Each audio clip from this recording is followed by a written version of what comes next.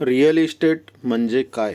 Estate म्हणजे जमीन, इमारती, घर, व्यावसायिक इमारती आणि इतर स्थिर मालमत्ता यामध्ये खरेदी विक्री, भाडे आणि गुंतवणूक यासारख्या व्यवहारांचा समावेश होतो.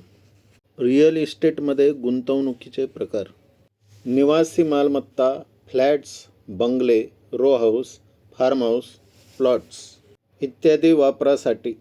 नंबर 2, व्यवसायासाठी वापरण्यात येणारी मालमत्ता जसे की ऑफिस स्पेस, दुकाने, मॉल्स आणि शोरूम्स, हॉटेल्स आणि रिसॉर्ट्स व्यवसाय.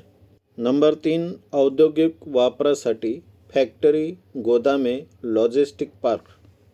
नंबर 4, शेतीसाठी वापरण्यात येणारी मालमत्ता, शेतजमीन, गावठाण जमीन, विकसनशील जमीन. फायदे: स्थिर आणि सुरक्षित गुंतवणूक आणि दीर्घकालीन मालमत्ता,